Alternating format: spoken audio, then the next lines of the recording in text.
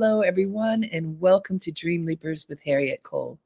I'm so happy to be with you today, and I have a very special guest, a woman I met, I don't even know, many, many, many years ago. And we have stayed in touch in different ways over the years, primarily for me watching her career blossom in the most beautiful way. And I want to tell you who she is and then bring her on. She is Aunjanue Ellis-Taylor, a highly respected actress, producer, and advocate whose remarkable career continues to inspire audiences worldwide. With standout performances in King Richard, you remember her there, If Beale Street Could Talk, and Lovecraft Country, she brings unmatched depth and authenticity to every role she takes on. Aunjanue has earned multiple award nominations, so many, including the Academy Award, Golden Globe Award, SAG, and NAACP nominations for her work in King Richard. She's also been nominated for her roles in Lovecraft Country, When They See Us, and others, showcasing her versatile talent across film and television. Aunjanue starred in Origin, a film directed by Ava DuVernay, which explores the societal impact of caste systems, inspired by Isabel Wilkerson's New York Times bestseller, Caste. She also has created a short film that will just blow your mind. It's called Fanny. It's about Fannie Lou Hamer, and we're going to talk about that. Aunjanue's dedication to her craft and her powerful storytelling remind us of the invaluable contributions she continues to make to the arts. Let us celebrate her ongoing influence and commitment to uplifting meaningful narratives. Please join me in welcoming Aunjanue Ellis-Taylor. Hi. Hello, welcome, welcome. So, Aunjanue, I was trying to remember, I don't even know whether you'll remember this, but a gazillion years ago, there was a magazine, I think it was Savoy. Mm-hmm. I did a cover shoot with a bunch of actors. It was like Vanity Fair. It was like the cover open. You Yeah. were on that cover. Do you remember that? Oh my God. Yeah, I remember. Of course. I ain't been on no covers too much. So I'm like, yeah, I remember that. Yes. That was, I mean, we are going back. Yeah. So Yeah. I literally have been tracking your career for a long time, and you have been just turning it out. A lot of times people don't realize the career of an actor. I mean, if you're lucky, it's long. That's right. Some people know you from this one or that one, but you have been in this game for a long time. My show is called Dreamleapers. It created to inspire other people to leap into their dreams by talking to people who are doing it. And I'm curious for you, a woman from Mississippi, what made you say, I want to be an actor? What made you go for it? And when did that happen? I never, when I was younger, I knew I was a strange, kid. I knew that I spent a lot of time dreaming and thinking, Yep. but I didn't, I really didn't think about, having, first of all, Harriet, thank you for having me. Thank you Of for, course. let me say that first. Um, Absolutely. yeah. I didn't have designs on being an actor. I didn't have that, I looked into the stars and saw me there. I didn't, you know what I mean? Like I didn't have that experience. I just knew that I knew that I was a kid who was always looking beyond what was in front of me for Mm. an imagined life, for another version of life. I knew that, and how to exist in that world that we don't see, you know. But it wasn't until very, very, very late into my actually, doing this as a way to make money that I believed, that I started thinking, I'm like, okay, this acting thing might be real, you know? So what was the job, the performance, if there's a moment that told you I can do this more than just for fun? Well, let me first of all say, for a long time, it wasn't fun. Okay, what do you mean? How so? It wasn't fun. It was just like it. I don't know. Maybe I'm sure people. I'm hoping someone has a sort of a comparable experience where it's just like you're doing a job and it's just a job. And I Mm, think it was because I didn't believe that it was why God put me. It was why not God put me here. It wasn't why I was walking in this path that I'm on. You know, it wasn't why. So it was, I didn't have, there wasn't any sort of like, I wasn't inspired by it. You know mm, what I mean? It was just, this is how I make money. This is mm. it. This is how I make money. And I think it was, I moved back home to Mississippi, a while ago, and that's when it changed. It became different for me because my reasons for doing it changed. And then I started having fun. I started like, okay, this is real. And then I started doing things that I'm like, I'm enjoying this. I'm enjoying it.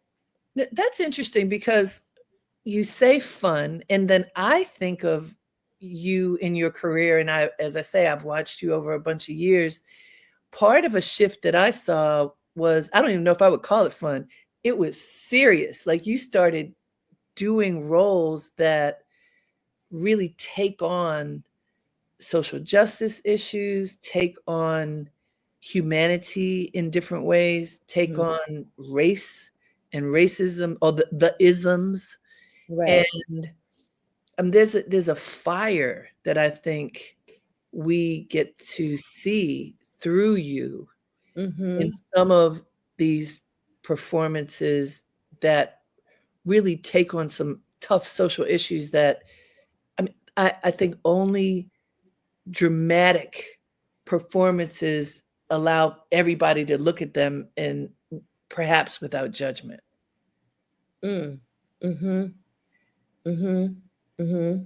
So to talk about your choices in roles, and obviously, well, I'm assuming in the beginning you kind of take what you can so that you can pay your bills, but you know you also have made some very clear choices about roles. I'm curious about that process for you of making choices.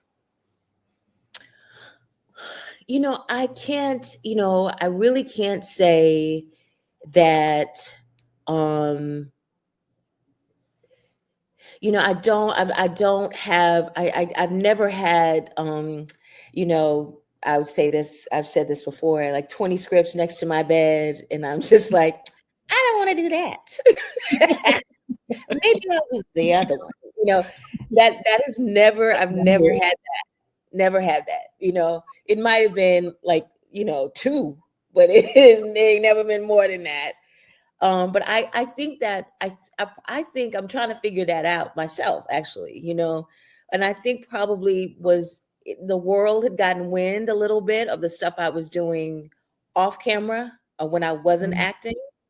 And maybe some of these directors who I think do that kind of work as well in their filmmaking, or at least interested in that, or that is consuming for them and how they think imaginatively. I think probably they have maybe read some of the things that I've said or read about things that I've done, and thought that I would be the person that should go for the ride with them on some of the things that they're doing. So let's talk about that. What has your activism looked like off camera, in your life? Yeah, one of the one I think what I when I moved back to Mississippi, in earnest. Before I was in and out, um, but before I moved back, I knew that I knew that there were things that I knew that I had to start saying things about the Confederate flag, and specifically about that. Um, I didn't understand why there was this slumber, in the state regarding it.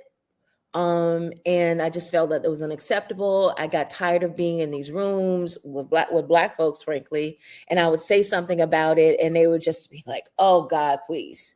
Do you know what I mean? Like, And because honestly, people were tired. They had, worked and worked and worked, and there was no movement on it. And so I just said, that's not, I can't live with that. Even if it doesn't move it an inch, I gotta be active in doing something, just so I could live with myself. And so for context, because not everybody's in Mississippi, Yeah. what were you seeing? You came back home. I mean, Mississippi is absolutely the deep South. Hmm. What were you seeing as a woman in the here and now? We're not talking about in the 1950s. We're talking about in recent years. What, how, as you drove down the street, were you seeing Confederate flags flying? What were you seeing? Yeah, well, the Confederate flag was a part of the official flag of Mississippi, of the Well, there you state. go. So yes, you did see I it. saw it. Yeah, it's Ev- everywhere. It's at um reservists base in Mississippi. It's at the bank. It's everywhere. It's Mhm. everywhere. It's at the governor's mansion. Everywhere you do business, as a citizen, you see that flag, and then other places as well. You know, and the flag has been ultimately removed from the official state flag, but you still see it everywhere. How did it get officially removed? Well, it was, I did my thing, but it was a whole lot of people who did their thing for generations. But ultimately, what moved the needle, the huge ass needle, excuse my language, but what moved it was unfortunately Mr. Floyd losing his life, being killed in front of us. And what happened was, it wasn't because the good white people of Mississippi felt ashamed. That's not what happened. What happened is that the NCAA threatened to no longer have any bowl games in Mississippi. Ah, see? Yes. And then, some, star football players started, speaking out, and then that's what ultimately shifted. Money. Money talks. Money. Yes. Well, it's both. I mean, activism obviously got things moving because they wouldn't have done anything if the activism hadn't been there. You know, Hmm. there it's interesting. Throughout history, we have had people who work as you do as an actor, work in the arts, but particularly on camera. And there are kind of two camps, at least. Hmm. There's the camp of people who, I'm not gonna say anything. I'm gonna toe the line. I'm not gonna get involved in political issues because it could impact my ability to get work. That's one camp. And Hmm. then, I think of Sidney Poitier and I think of Harry Belafonte and Oh, so right. many, Cicely Tyson, and so Hmm. many others. Like, I have Hmm. to speak up. Asim Ruby, I have Yeah. to. I cannot Yeah. breathe if I don't stand up for what I believe in. And sometimes it has caused uh, work to not happen. Sometimes it has, standing in harm's way can be expensive. But Mm. also, like you just described, maybe there are people who saw the activism that what you were doing on the ground and thought, oh, she could do this. Yeah. Yeah. So Mm. would you say that your activism has been a positive in your career? Harriet, I don't even think about it in that way, I'm sure. because it's just like I don't have a choice. Mhm. I don't have a choice. I've never, you know, had to rationalize it in that way. Like, should I Mhm. or shouldn't I? Because I just had to do it. I think about it. Yeah, they're the things that I did, you know, that were, more wide scale and done with the intention of, bringing focus on the things that I wanted to speak about. I did billboards in all over Florida, and some in Georgia and in Mississippi, regarding things that I wanted folks to know what I had to say about it. Right. um So things that are very, very public. But as a woman, particularly, and as a Black woman, you have to do that kind of stuff on set, you know, all the time, Mm. all the time. Yeah. And there is that Speaking of, choice. Go ahead. I'm sorry. well, actually, let me let folks know where we are because we're at that time. This is Dream Okay. Leapers with Harriette Cole, everybody, and we're having a powerful discussion with Aunjanue Ellis-Taylor. This is the keep it real moment, and I love that because we need to cut away all the debris and go to the heart of things, and I love when that happens, and that is what we're doing right now. So thank you for that, Aunjanue. And what you were talking about on set, I want to go into that. What do you mean that you have to do it on set? Is this meaning standing up for yourself? What do you mean? It's not, it's not just standing up for myself. It's standing up for, other women, other Black women, particularly, because that's usually who I'm working with. The white women don't have the same problems. They just don't. They don't have the same problems. I'll give you an example of what I'm talking about. So I worked on this show, and it was a show that aired on FX Hulu, very popular show. And there were 3 women on the show. I was one of them. I was a Black woman, and there were 2 other white women on the show. To give you a sense of just how male driven the show was. So these 3 women, right? This is real during high COVID, So I never saw these women unless we were on the Zoom, doing our read-throughs. Never saw them unless they were like walking in a distance. What I mean by that, we never had scenes. I never had scenes with another woman. With the other 2 women on the show, never had a scene with them. All of my scenes were with men, all of them. So there's that. But this ain't the story I want to tell.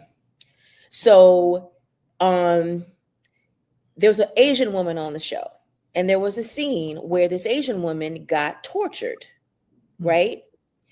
And then, so I was not little, I was kind of like, the hero of, the woman that goes against the bad guys. There's a main bad guy, and then I was the woman that goes against the bad guy, anti-hero, right?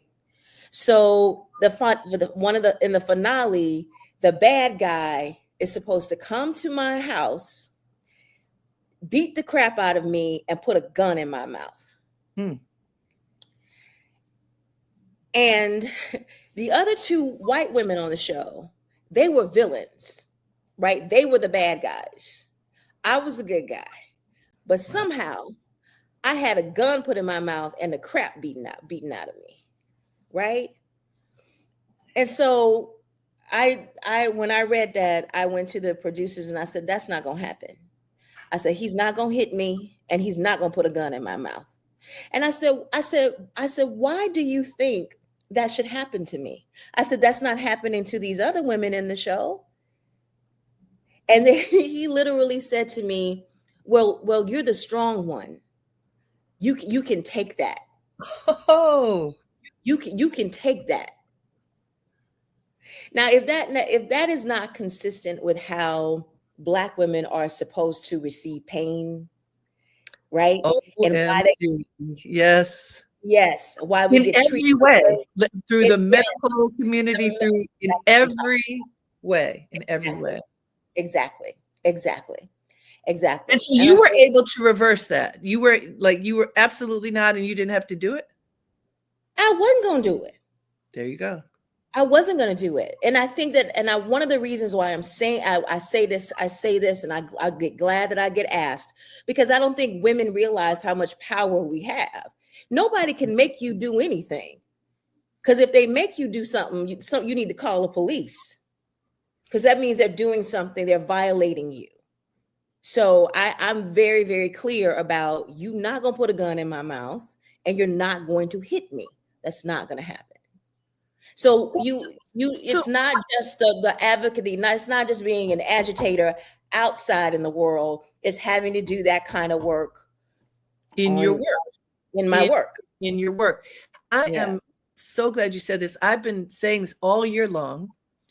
Pre-election, and post-election, I Mm, believe this is the year of the woman.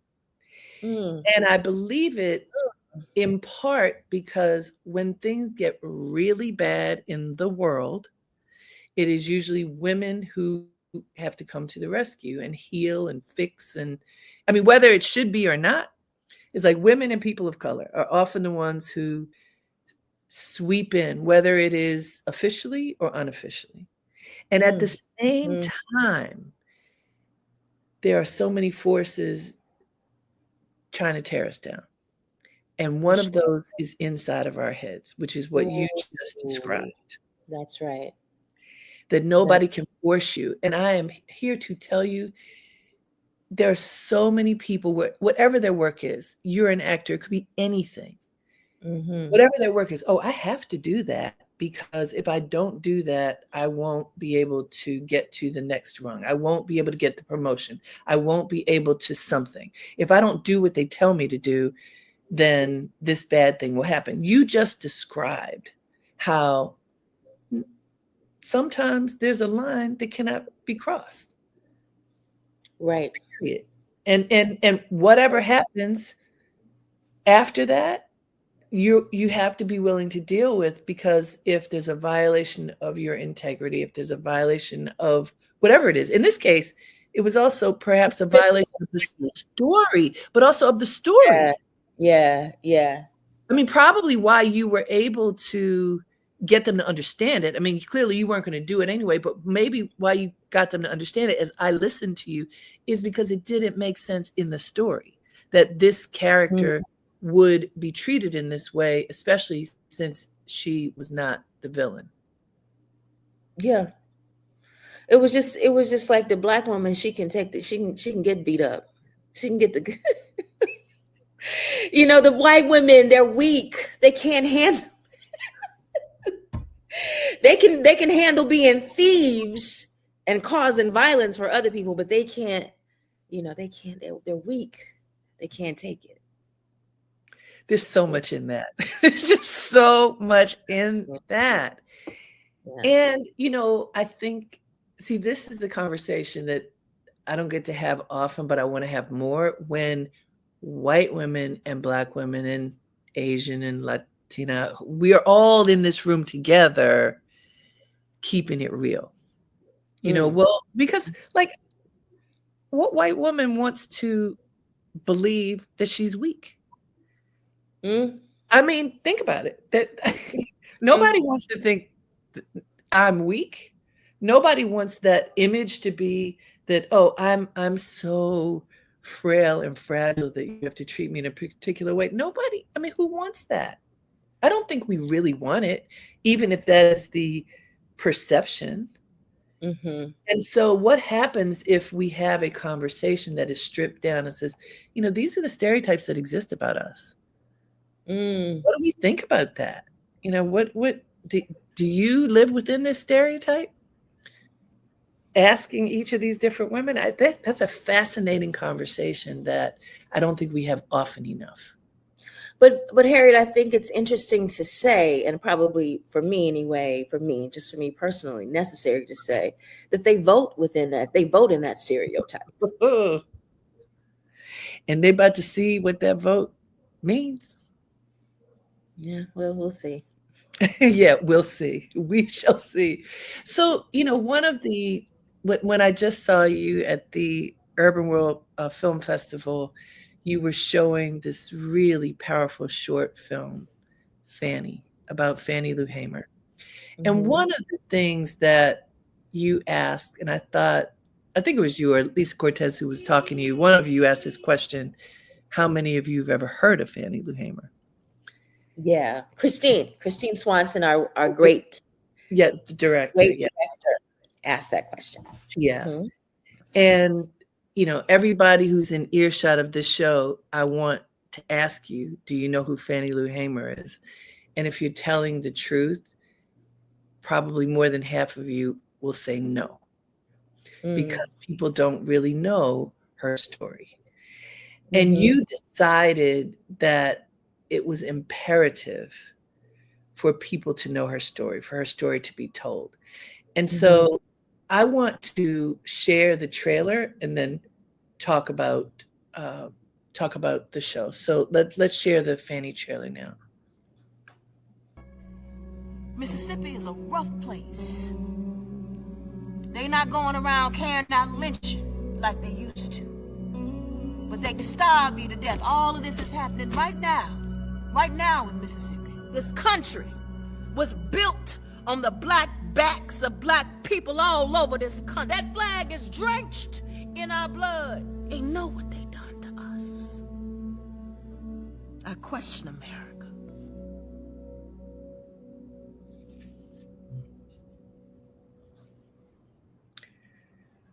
Just that little piece chills you to the bone. Mm-hmm. They know what they done to us. I question America. This Mm-hmm. was, well, set it up for us. Tell us who Fannie Lou Hamer is and this moment in time. What was going on? This is 1964, and Mrs. Hamer and a group of people called the Mississippi Freedom Democratic Party. They organized themselves in response to the continued abuse and refusal of the right, abuse of and the refusal of the right to vote. And when I say when I say abusive, I mean they were being abused, physically abused, tortured, killed to gain the right to vote, and then ultimately refused the right to vote, which is, their constitutional right. Mrs. Hamer was part of this organization that gathered and was organized of farmers, sharecroppers, domestic workers, regular folks. And they said that we are going to the Democratic Party and make our claim that it is our organization. We are the true representatives of the Democratic Party, not the all-white, all-male delegation to the Democratic Party, the Mississippi, not the all-white, all-male Mississippi delegation. It's us. We represent, we look like the state of Mississippi. We should represent the state of Mississippi. It was a bold thing that they did. Incredible. Yes. So they got there and they made everybody mad. Like everybody mad. Not just the Democratic Party, because they were causing a great embarrassment to them. Lyndon Johnson was finally going to be president, voted in, as opposed to assuming office because Kennedy had been, assassinated, but he was finally going to be voted as president. And here comes this black woman from Mississippi, to take away his shine. So the credentials committee met, and this was the committee that would decide whether it was going to be the all white men or whether it was going to be the black folks. And so they had this committee, organized this committee to hear both sides. So Mrs. Hamer, along with Dr. King, along with Aaron Henry, who was an executive with the NAACP, along with Rita Schwerner, who was the widow of Michael Schwerner. They all testified, but when Mrs. Hamer got up or sat down to do her testimony, Lyndon Johnson called a press conference in the middle of her testimony because he didn't want people to hear what she had to say. That is how threatened he was by the power of this woman's story. Not her story, but her truth of what happened to her. And the rawness of her truth. I mean, one of the things that you talked about during the talk back at the film festival was, she was just straight no chaser. Like King and others were polished. They were refined. They were playing the political game. That's right. And she was not. That's right. And I'm going to say I think we need all of those parties at the table. We need the people who play the political game and the people who don't, because you need people to come from every angle in order to make change, right? But you also shared that they ended up showing the footage later that day. They did. They aired it anyway. They aired it later that night. Yeah. And so then people got to see and got to hear from her. Awesome. Hey guys, this is Dreamleapers with Harriette Cole. We are talking with Aunjanue Ellis-Taylor. We're keeping it real, talking about Fanny right now. So this is a 10-minute film that makes you think forever. I mean, I watched it last week. It stuck with me. And it stuck with me for a lot of reasons. It is true. This is a true story about someone who had tremendous courage and fortitude, to stand up, and no matter what, right? Stand up against the president of the United States. It is not lost on me that we are in a time where people are not standing up. So as an actor, for you to choose to represent this woman who had the vision and the fortitude and strength to stand up, what do you think are important roles moving forward, given our current state? I mean, we're in a state. Harriet, I'm still trying to figure that out. I think maybe you and I should talk later. You know what I mean? And I mean that honestly. Okay. You know what I mean? Because I want to hear ideas from other women. People who think about this stuff and who are public facing like yourself. What to do, what to do and how to do it. Because clearly what we have done has not been effective. It's not been effective. And the other thing that we are up against is fatigue. Well, you mentioned, okay, so Fannie Lou Hamer is famous for a quote that most people don't even attribute to her, that I'm sick and tired of being sick and tired. That is her quote. And you know how famous quotes often are extricated from the person. So again, most people don't know who said that. But you took this to a different level. And I want you to talk about your concept of exhaustion and how that impacts one's being. Yeah, I mean, Mrs. Hamer, rightfully said, I'm tired, and I'm sick and tired of being sick and tired, and I think, that tiredness comes from exertion, right? Working so hard, and then you get tired of doing that work, and you tired of complaining about doing that work, but that cycle never stops. What I feel is exhaustion. I don't feel tired. I feel exhaustion, because you can be exhausted without any effort. Exhaustion is a symptom of unwellness. And I think that is the apt phrasing or apt assessment, or for what is I'm experiencing. And I know that it is a shared one, that there's an unwellness. It's not just as exertion, because we gonna still do the thing, but I am unwell. That is a trauma of being a Black woman in America at this moment. And so I want to challenge you with something that has been said to me that has absolutely made my blood boil. So I think it would be hard to make Harriet's blood boil. So I'm like, let me hear it. And coming from friends who are not from here. And this exact thing happened when I was at college. I went to Howard University during the Reagan era. And I talked to Nigerian friends. So at that point, it was only Nigerian men who were able to come here. And they said something to me that someone said to me the other day. What are you complaining about? Black people in America are always complaining about racism. Why don't you just make money? Like, these guys love Reaganomics. And I was like, are you kidding me? First, but they didn't have the experience that we had. And I just listened to an African friend say to me that he supported Trump.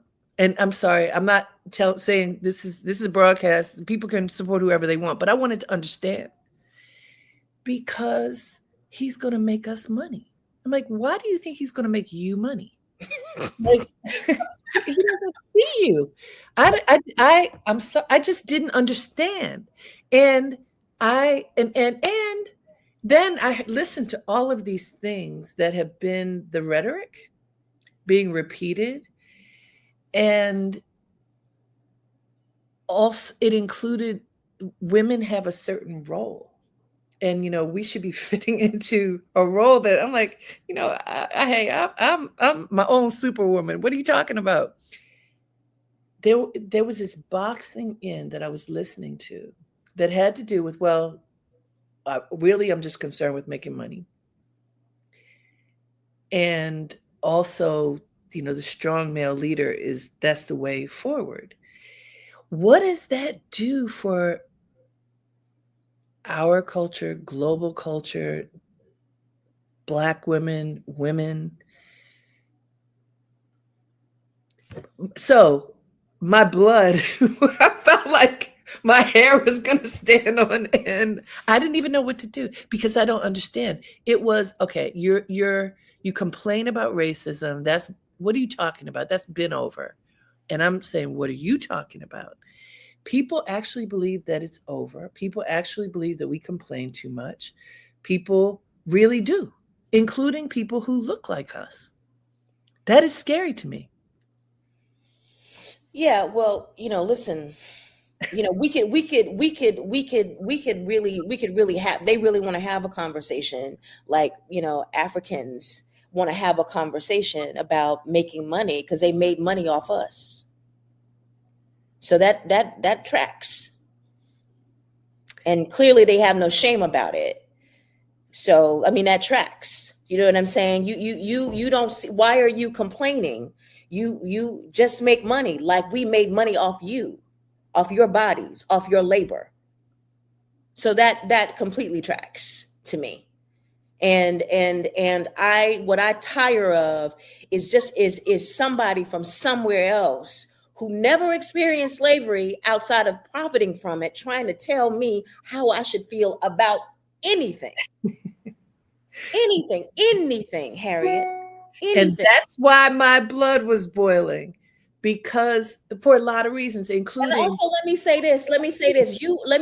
You may come from somewhere else, but nobody's gonna give a rat's ass where you come from if you get stopped by the police and you run afoul of the police system here. They ask Amadou Diallo, ask the immigrant men who have been killed and tortured by this police state. Talk to their families. Hello. I know this is a public broadcast or whatever, but I have no patience for dumb. I have none. And so exactly. And Aunjanue, the reason that I'm even bringing it up is that I agree. No patience for dumb. It's ignorance. It's a degree of ignorance that is frightening because it is predominant. And when there's a sea of this predominant thinking that doesn't reflect what I understand truth to be.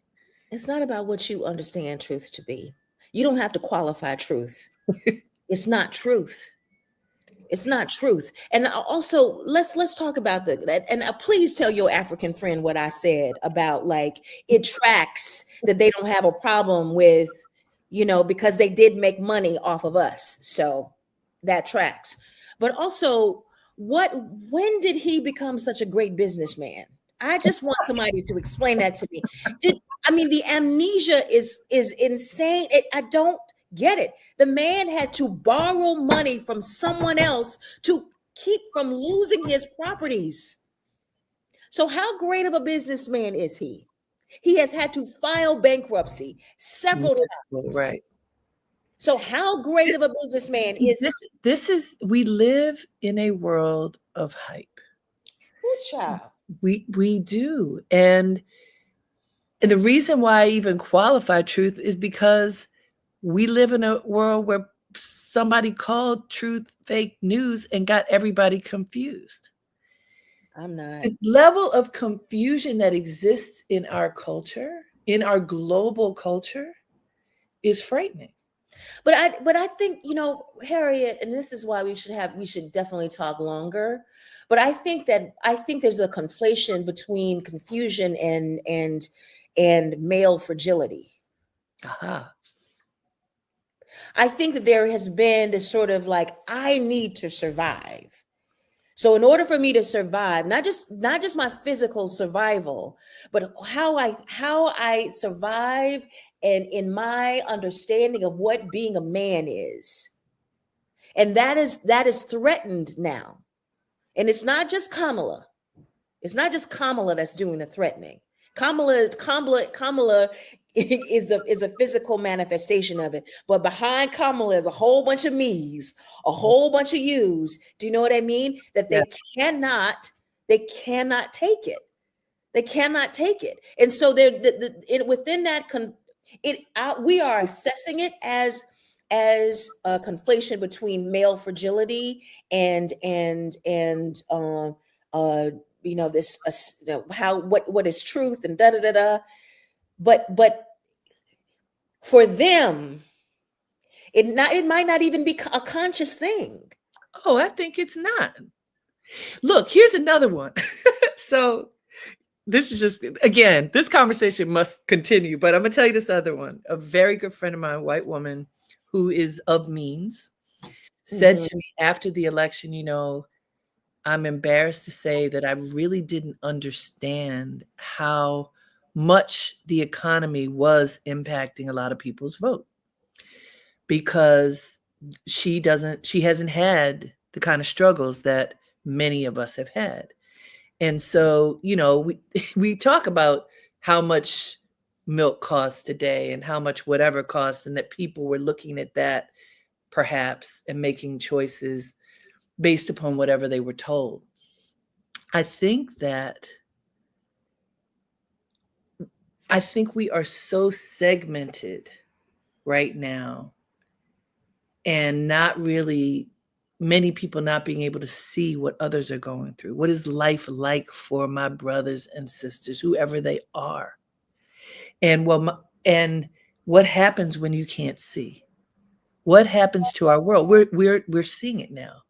But what happens? What happens when you can't see? And so let's, because we only have a few more minutes left, let's have a positive thought, which is your work, your heart work is about showing people, letting people see truths, letting people experience things that get their hearts to open and for them to think differently. And so as you move forward in your career in this moment in time, what do you hope for in terms of opportunities that come for you in this space of storytelling? I want to say one more thing, and then I'll go there to your question. I'm not going to be, say that, Trump is Hitler. I'm not saying that. I don't think he has to be Hitler. I don't think he has to be the force of evil that he is. I don't think he has to be. He's enough by himself. We don't have to compare him to anybody. But someone said to me that Germany was not suffering economically under Hitler.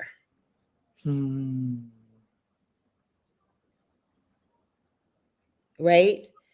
Yep. That it wasn't financial suffering that led to this, and that made it okay.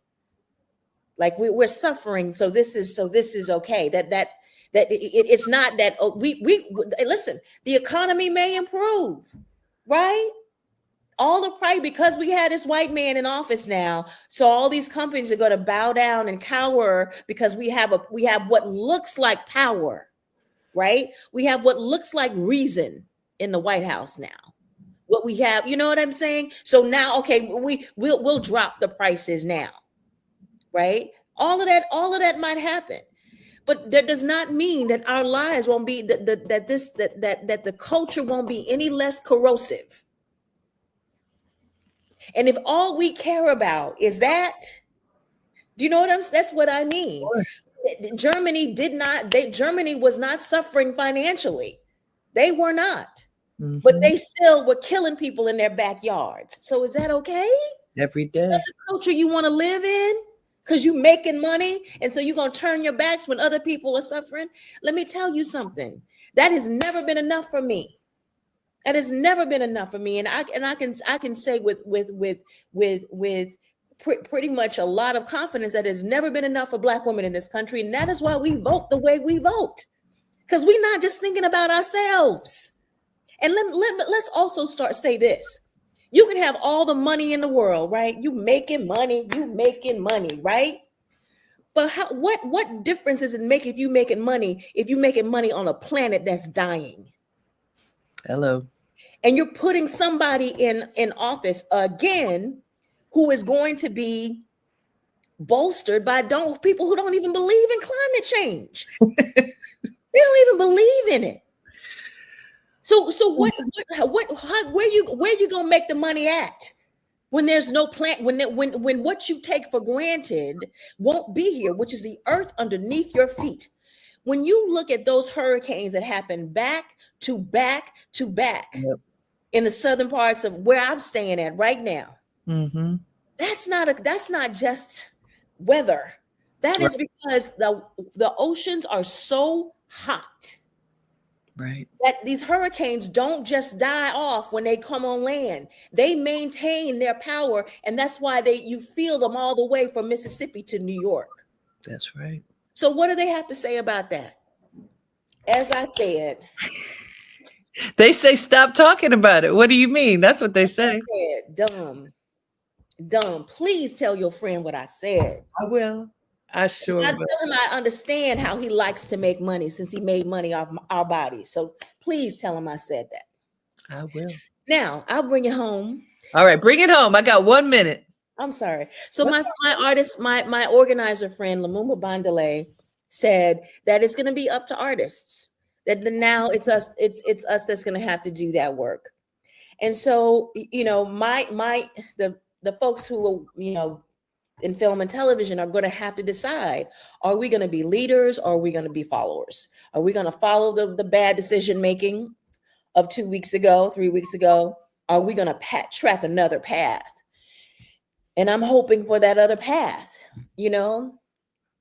Yes, I do know. Thank you, my sister. Thank you. And by the way, you know what? I forgot to mention this. Both of us, in addition to, got to tell everybody, we are both proud women of Delta Sigma Theta Sorority Incorporated. And now, thanks to Kamala, we talk about our organizations, not just within Black community structure. So I love that. The Divine Nine is now something that a whole bunch of folks who are not Black people understand, and the power of that. So I'm acknowledging that you and I are the ladies of Crimson and Cream, but also we both were named to the Route 100 list this year. Oh, I didn't know that. You are on the list, and so am I. I didn't know that. When did that happen? I think the list just came out last week. So I'll send you a link to it, but you and I are on that same list. And that my producer pointed it out to me. So we must be doing something right, my sister. I did not know that. Yeah, let me tell you something. Them Deltas was trying to get that AKA elected, honey. We worked hard. We were, yes. That's thank you. I appreciate you. And it's so wonderful to talk to you. And thank you for keeping it real, because that's what we need to do. All right. Let's keep talking, okay? Absolutely. Thank you. And thank all of you for tuning in. I am sure that you enjoyed my conversation with Aunjanue as much as I did. Thank you so much. We didn't even get to talk about her name. Taylor, she added to her name because it's her mama's name. There's so many things. We're going to have her back. We've got lots to talk about. Until next time, have a great day and make it count.